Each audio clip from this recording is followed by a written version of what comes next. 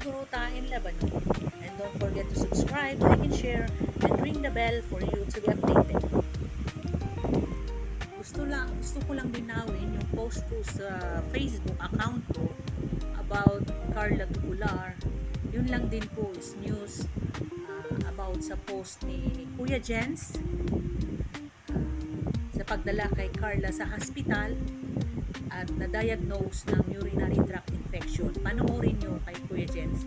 Marami pong mapupulot na idea, aral doon sa post niya about sa UTI at kung paano ito maiiwasan. So, ngayon, maraming salamat sa mga nananalangin at mananalangin pa para sa complete healing ng ating minamahal na si Carla Tubular. Thank you so much and God bless you all at lahat tayo, ingatan natin ang ating mga kalusugan.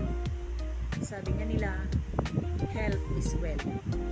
So again, let's continue to pray for her complete healing in the name of the Lord.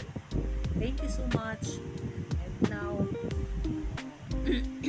let's not forget to support our founder, Ama ng Kalingap, Kuya Val Santos Matubang, Ate Edna Vlogs,